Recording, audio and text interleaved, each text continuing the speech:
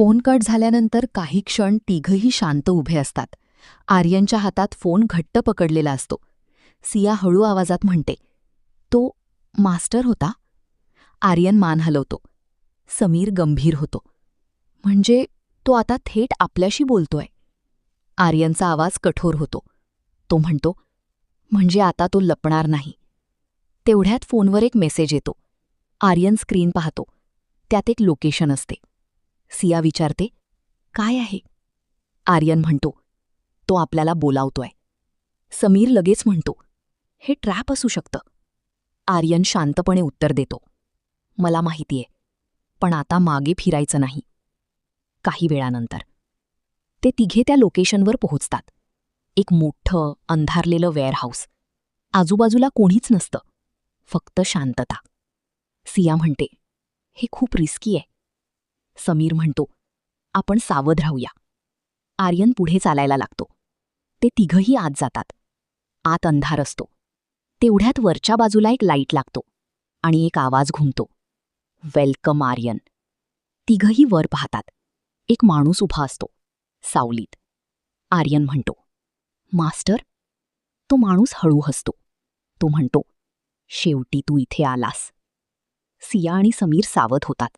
आर्यन पुढे येतो. तो म्हणतो, "हा सगळा खेळ का?" तो माणूस शांतपणे उत्तर देतो, "कारण तू त्या सत्याच्या खूप जवळ आला आहेस." आर्यन रागाने म्हणतो, "तू माझ्या आईला मारलं?" तो माणूस काही क्षण शांत राहतो. मग म्हणतो, "तुझी आई खूप हुशार होती.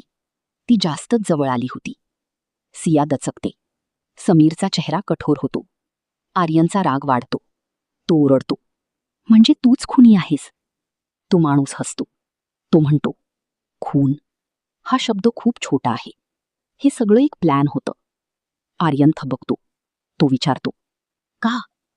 तो माणूस उत्तर देतो, "कारण पावर. सत्ता मिळवण्यासाठी काही गोष्टी कराव्या लागतात." तेवढ्यात अचानक आजूबाजूला लाईट्स लागतात आणि अनेक लोक त्यांच्या भोवती उभे दिसतात. सिया घाबरते. समीर म्हणतो, "आपण ट्रॅपमध्ये आलो आहोत." तो माणूस म्हणतो, "तुम्हाला वाटलं तुम्ही मला पकडणार?" आर्यन शांतपणे म्हणतो, "नाही, मी तुला थांबवणार आहे." तो माणूस काही क्षण त्याच्याकडे पाहतो, मग हसतो. तो म्हणतो, "तू खूप धाडसी आहेस, पण अजून खूप काही शिकायचंय तुला." आर्यन पुढे एक पाऊल टाकतो. तो म्हणतो, "मी काहीही करेन, पण सत्य बाहेर आणेन." तो माणूस गंभीर होतो.